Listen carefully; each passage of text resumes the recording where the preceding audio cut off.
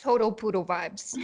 I've been looked up and down by some poodles once. I'm like, okay, I'll go brush my hair. Gosh.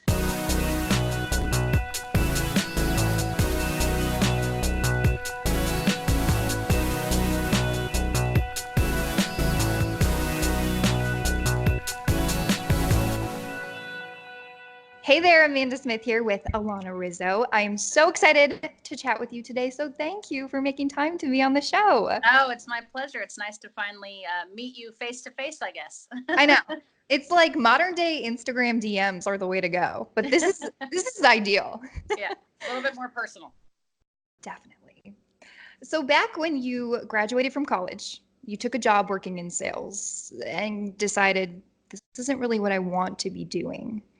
To have had that sort of steadiness and stability, what motivated you to take a chance working in broadcast? You know, I was very disenchanted with what I was doing. My undergrad was in international business, and I was working in sales and marketing in the beverage industry for Pepsi Cola, and then in the hospitality industry for several different hotel chains. And I was just I was bored, honestly. So I just kind of had an epiphany in between Christmas and New Year's of 2001, and I said, if there was anything I could do, what would it be? And I've always been very much a sports fan, as a participant when I was much younger, and then as a spectator my entire adult life. And I just thought if I could do something in the sports world, it would be something that did not feel like a job. So I kind of just went back to school, took a second mortgage out on my house to go back to school, and completely started over. When I got my master's in journalism, I didn't even know what a beat was at the time. I didn't know what a crime beat was, or the town beat, or the education beat, or whatever. I had no idea. So it was a huge learning curve, but it was incredibly rewarding to be able to do something that I was really passionate about. So kind of took a risk, went back to school, and started at the bottom. As you started sort of navigating through this business, what drew you to baseball?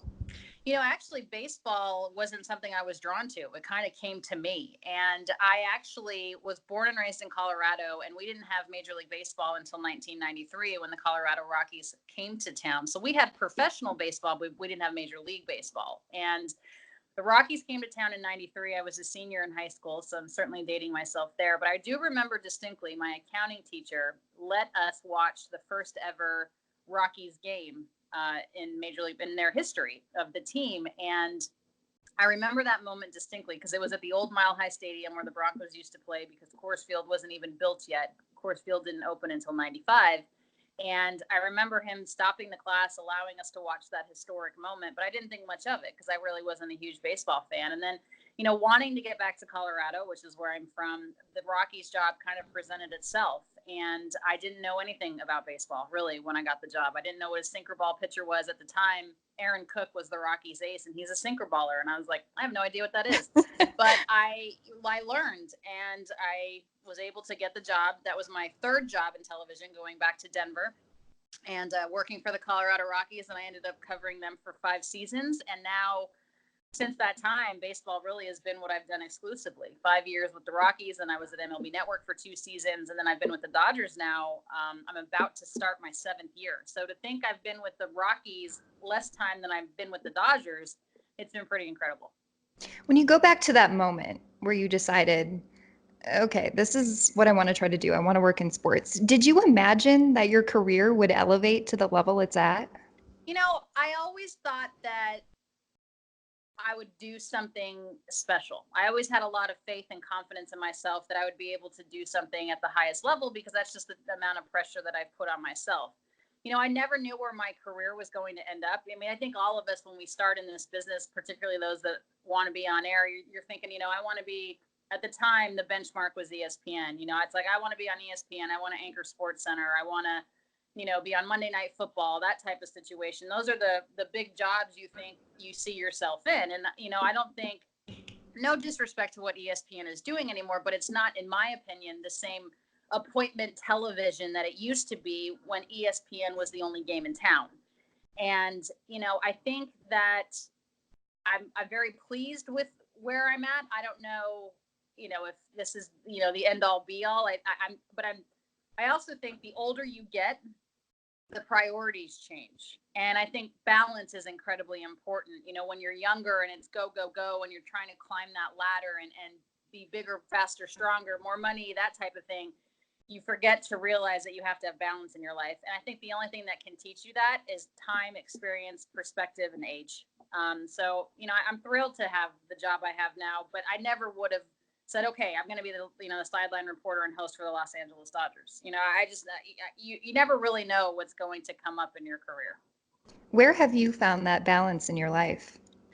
Now I think, again, it comes with age, and it comes with the realization that you can't, work 25 hours a day. Although ironically, I launched a foundation on the 4th of July called Guidrys Guardian Foundation. We can talk more about that whenever you want to, but that has become a second full-time job. So the balance of wanting to save dogs has really kind of been overwhelming and taken over my life. It's a good thing. It's a rewarding thing. But I think the balance comes from continuing to reset your priorities. You know, what's important. I just had this conversation yesterday with a person that's in our industry, not necessarily on air, but at what point does quality of life matter more than money? At what point does being happy with where you are and really enjoying what you're doing supersede wanting to make more money or go someplace else or try to climb that ladder? And I think for everybody it's different. For me, it's just come with age. And I've done this for a really long time. I've been in television now for 15 years, so it's been something that has just come over the course of time and experience in doing things. You mentioned your foundation. So cool. Guidrys Guardian Foundation. I'm going to put some more information about it below. But for you, what was the motivation behind starting it? It's been something that's been on my mind for a really long time. I adopted my dog, Guidry, who the foundation is named after, in 2009. We adopted him when he was 4 months old at the time. And he came from a terrible situation in Kansas. We ended up adopting him from the Humane Society of Boulder Valley because I was living in Colorado at the time. I went to school in Boulder. And I never grew up with dogs. I wasn't a dog person per se. But Guidry changed my life. Having him changed my life. And seeing the amount of dogs that need homes and that are in dire situations broke my heart. And I live in Los Angeles, one of the biggest cities in the country. And seeing the amount of stray dogs here, the amount of dogs in high kill shelters, the amount of dogs that get dumped as a senior dog because their family either doesn't have the means to financially help them with their medical needs, or they just don't have the compassion and the heart to do so, is heartbreaking. So Guidrys Guardian Foundation is the financial backing to help dogs get out of high kill shelters. We are the financial support to be able to get dogs healthy that are on the basically what's called the kill list for no other reason than A, they're underweight, or B, the shelter is overcrowded. There's a lot of these dogs that there's actually nothing wrong with them, but there's just no space. So we try to help people, encourage people to foster and adopt. And Guidrys Guardian Foundation will pay the adoption fee, will pay the first medical visit, will pay, if it's a foster, we'll pay for your supplies to give the dog a chance. And some of the success stories we've had have been incredible. And it's incredibly rewarding to see dogs that have been literally run over and cast aside on the street thrive in their new adoptive homes. Or a dog, I always come back to this dog in particular. Her name is Jane, and she was a dog that we found in Mexico, Mutt Scouts. I must give them credit as well. I work with a lot of different rescue foundations. I'm more of the financial backing. They're more of the rescue that actually goes and gets the dog and has a place for them to stay. Jane had fireworks placed in her mouth, and they had her mouth taped shut, and then they decided to light the fireworks in her mouth and blew off half of her jaw. So Mutt Scouts went to get her in Mexico, and Guidrys Guardian Foundation raised some money, certainly not all the money. I'm not trying to take credit for all of it, but some of the money and awareness to be able to get her some of the medical needs that she had. And to see her thriving now and about to, hopefully get adopted soon. She's to the point now where she can be adopted after a lot of surgeries and a lot of tender loving care. That's why I do it. And Guidry, who actually passed away in July of this year, was the whole reason for the foundation to begin with, because once I adopted him, it was a game changer for me. Where do you hope to see this organization go? Honestly, I hope it ends up being something that's national. I would love to see it be something that's, as big and successful as bestfriends.org or ARF, which is Tony LaRussa's amazing foundation, the Animal Rescue Fund, that type of stuff. Right now, I live in LA. LA is my community, and it's easy for me to help here because I am here and my network is here. But, I'm from Colorado. I want to help people in Colorado. Eventually I want it to be nationwide. And, I'm the only staff member. It's just me. And we are 100% donation based. So the more donors we get, the more dogs I can save. I don't have corporate sponsorships yet. I don't have government funding yet. But it's something that I'm passionate about. I'm as passionate about this now as I was about getting into sports 15 years ago. And I think that's kind of where the balance comes. I think your life changes over the course of time and your priorities change. And I love my job with the Dodgers so much, and I'm so lucky to have it. It's a great organization, and I hope I'm there for 100 years. But this gives me something else to focus on, which has been incredibly rewarding. I always put out a post for whoever the guest is on the show, giving people the chance to ask them questions.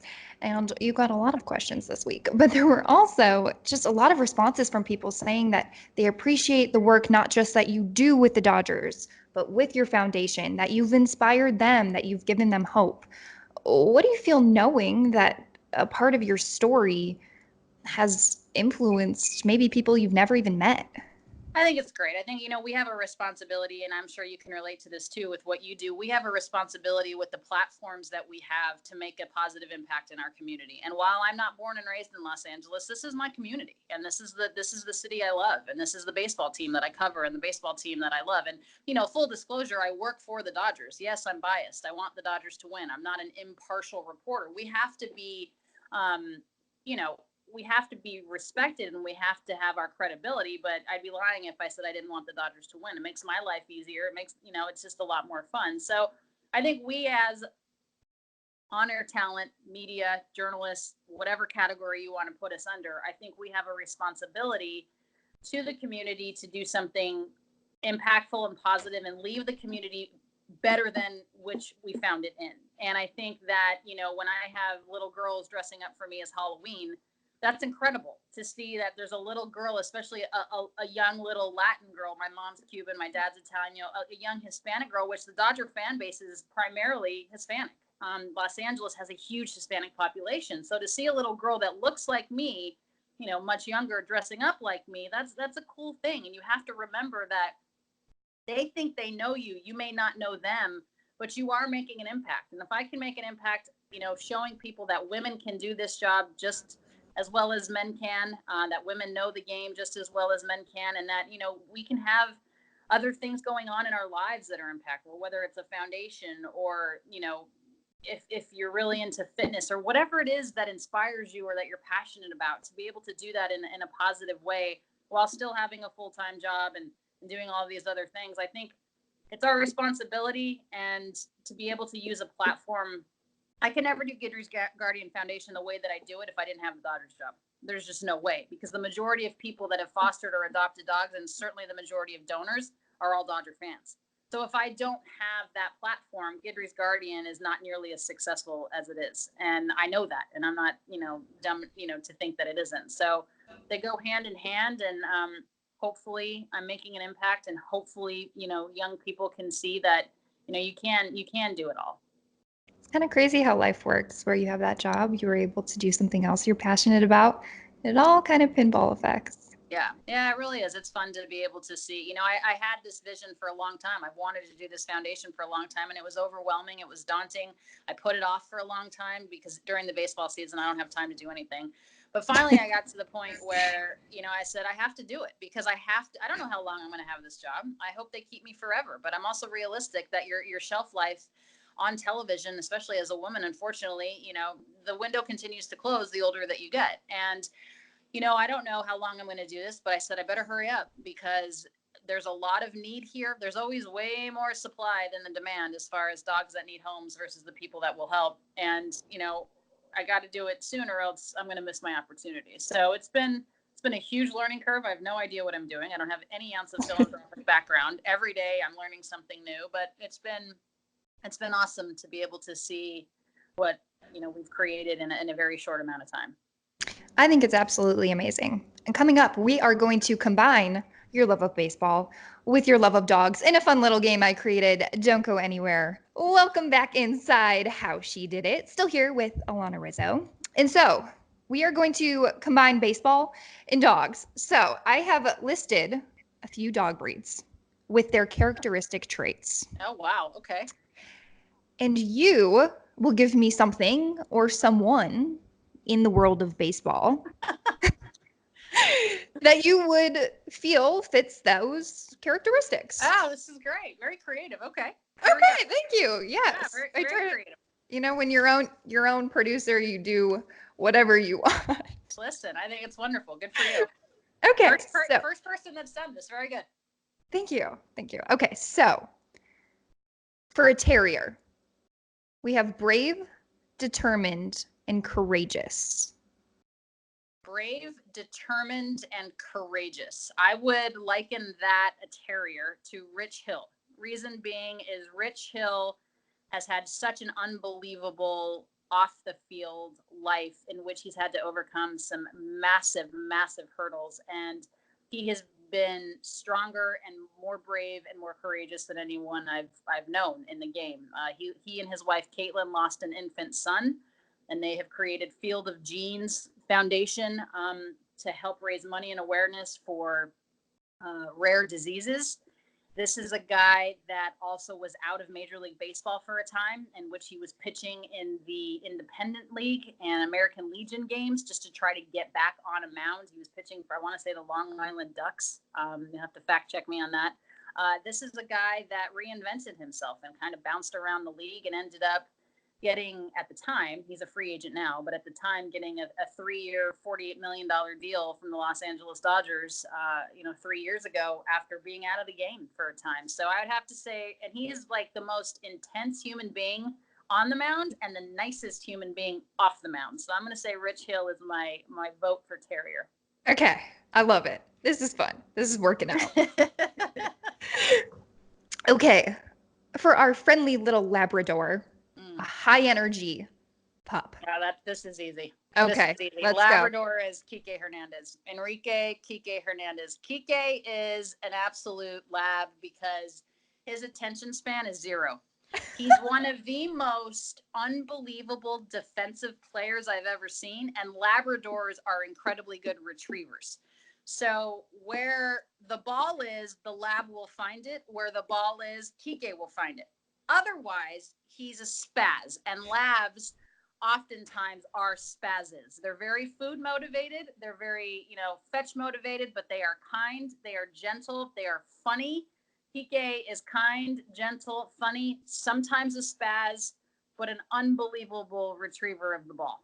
Okay, this is so fun. I think I'm having more fun maybe than a lot. Okay, a poodle. Intelligent, loyal, instinctual. Kind of standoffish, right? Poodles are a little bit standoffish. So intelligent, loyal. What was the third characteristic? But instinctual. Oh, instinctual. I'm going to say Kershaw. And the reason I say Clayton is because he's very instinctual when it comes to the game of baseball.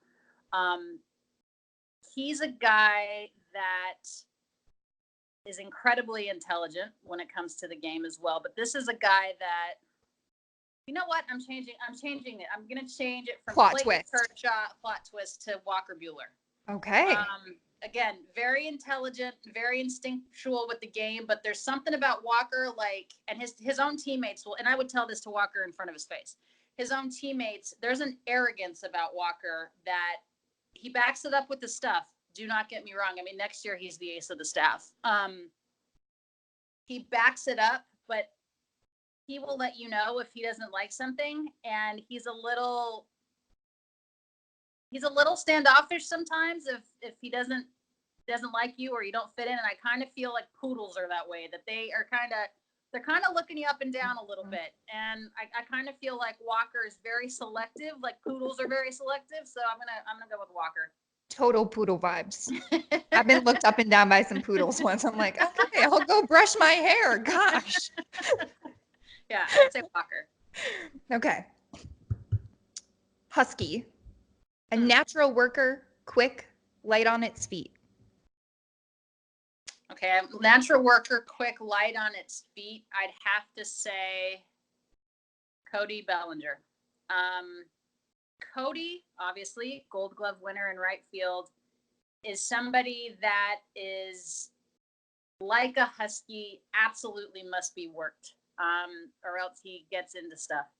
Cody is the legitimate definition of a five-tool player, but he needs to be doing something constantly, and I think that's kind of a Husky mode. Huskies cannot be contained. They will jump over fences. Cody jumps over fences. He robs home runs. He hits home runs. He's an all-around athlete, and Huskies need a job. They put the team on their back in sleds. Cody put the team on his back this year, and he better get the MVP on November 14th because there's nobody else in the National League that deserves it more than Belly. Okay, last one. This is so fun. I'm so sad the game is coming to an end. A little pug, happy, loyal, fun, smart. Oh, man. Happy, loyal, fun, and smart. All of these descriptions straight off of Google. And Doug the pug. Let's see. Happy, loyal, fun, and smart. Man, I'm just thinking of my team, but happy, loyal, fun, and smart. Okay, I have a different guy. Okay. Gerardo Parra, Baby Shark, Washington Nationals. A huge, huge team favorite. Gerardo Parra, of the one person I've ever heard of all of the 30 teams that is the most beloved teammate, he's up there. When he was with the Rockies, when he was with the Diamondbacks, with the Nationals, with the Giants for that short amount of time when he was released or DFA'd, same thing. I'd say people love to be around him. I mean, you have an entire stadium singing the dumbest song in the world with Baby Shark because of him, and he didn't hardly play at all in the World Series. He's just a guy that people love to be around. He is he's funny. He is just an all-around good teammate, somebody that you want to have around, kind of like Doug the Pug. You want Doug the Pug around. He's lovable. And who doesn't like Doug the Pug? Who doesn't like Gerardo Parra? So I'm going to go with Parra. I love it. Thank you for being such a good sport in our baseball and dogs game. Yeah, I love it. It's a good game. Okay, everyone, don't go anywhere. Up next, Alanna is answering a few of your questions. Stick around. Welcome back inside How She Did It. Still here with Alanna Rizzo. She hasn't left yet. And now she is answering some of your questions. I just want to first thank everyone. There were a ton of questions this week. Unfortunately, I won't be able to ask all of them, but I do want to thank you all for submitting them. So to start, feeding the monkey, which I love this part because I get to slightly judge everyone's username. What stings worse, champagne shower or beer shower? Oh goodness! I mean, that's a tie. That's a push. Okay. And everybody asks why I don't wear the goggles. Well, first of all, this is not my first rodeo. I've covered, 6 celebrations with the Dodgers. I've covered celebrations with the Rockies. I covered celebrations with the MLB Network. So I have a little bit of a decent idea of what to do when you go into a visiting or a celebratory clubhouse. So that being said, goggles do not work. They fog up, especially if you have goggles that have a tint on them. You cannot see what you are doing.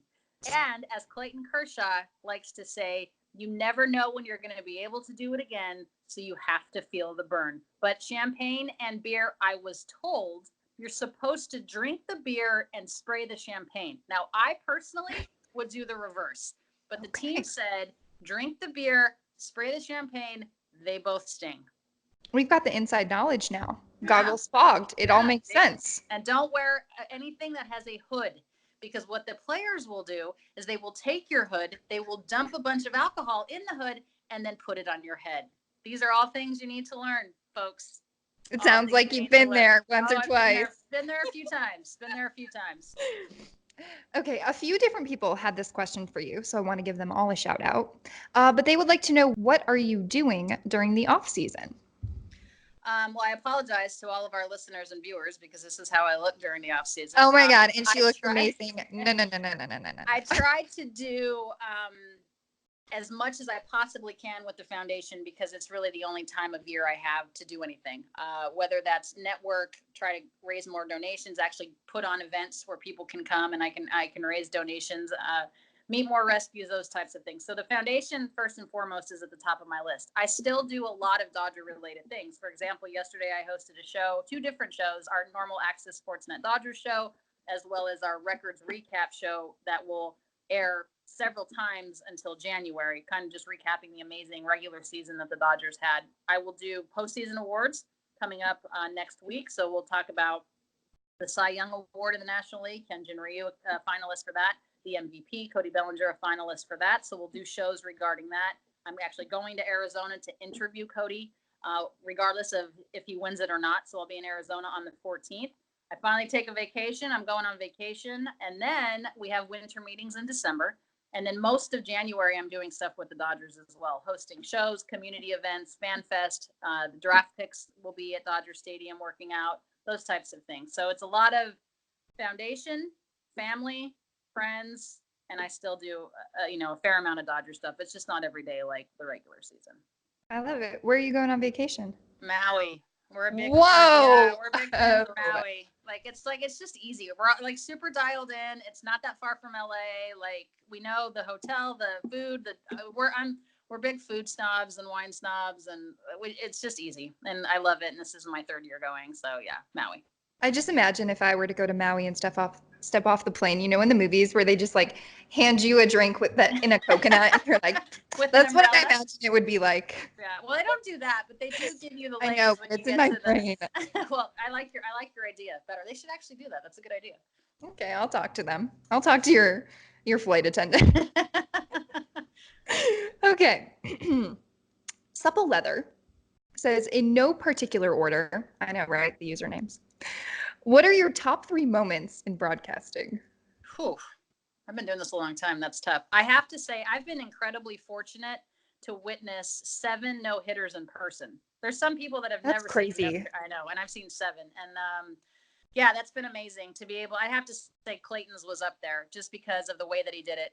15 strikeouts, almost a perfect game had it not been for the error on Hanley Ramirez at third base on that game. But Clayton's was cool.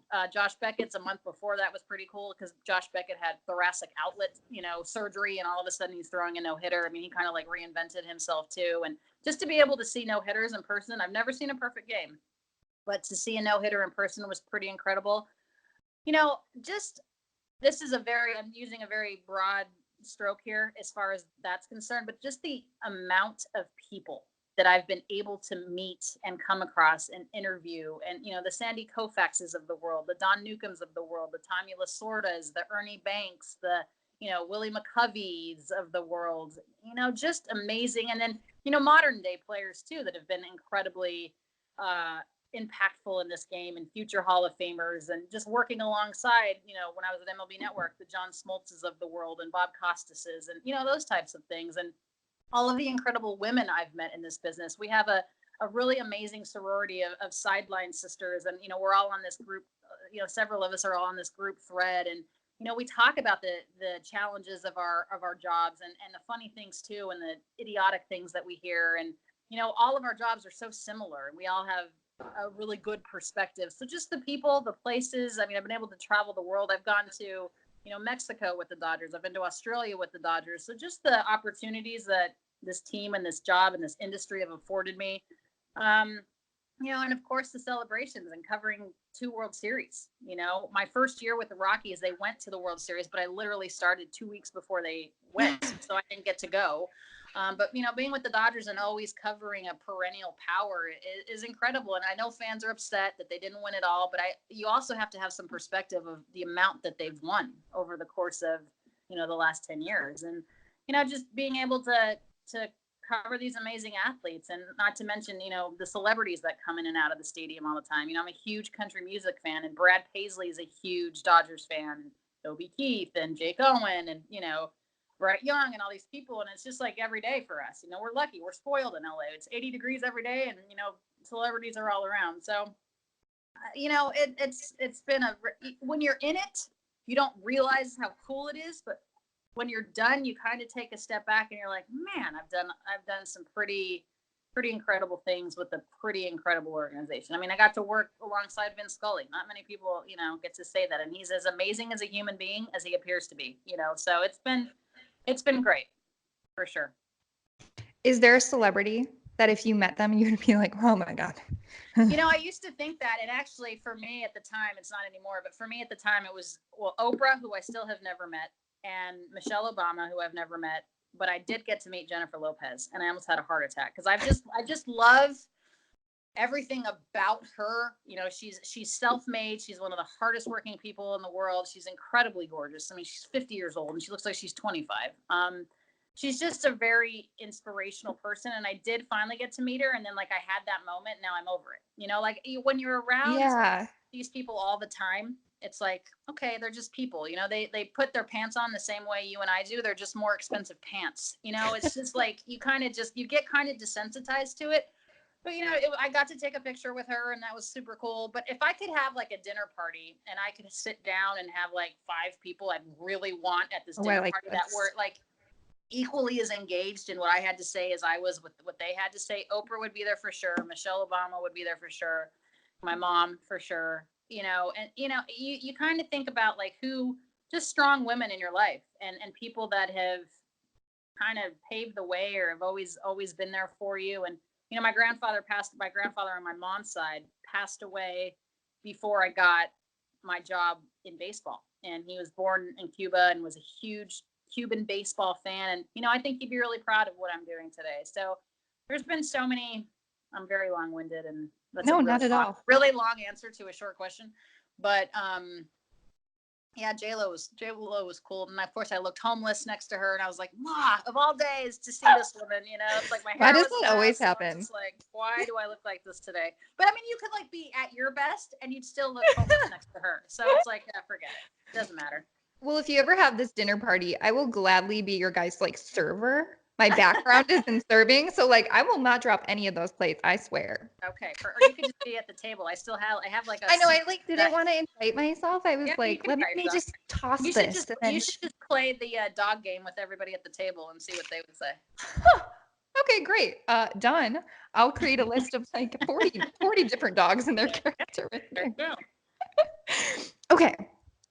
MLB Larry, MLB big fan.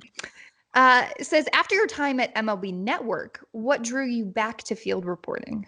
That's a good question, MLB Larry. I think I just missed being a part of the game, and I missed being a part of the action. And honestly, it sounds a little silly, but smelling the ballpark when the grounds crew is getting it ready. One of my favorite, as much as I hate getting up early, one of my favorite things in the world is once you're at the park for a day game and the grounds crew is just getting the stadium ready and you're watching the stadium wake up. The crowd's not in, the fans aren't in yet. The players are not taking BP because it's a day game. It's just you kind of see the park wake up and you smell the grass. And there's something too about spring training, being at spring training, the first time the guys come out of their first meeting that, when the full squad reports or pitchers and catchers or whatever, and you hear their cleats on the concrete, there's just something special about that sound. And while I loved being at MLB Network and I really exercised those studio muscles that were awesome, and you learn how to do everything ad lib, off the cuff, you don't have a prompter, you don't have scripts, you don't have a crutch, you better know it or you're going to get exposed. That was awesome. And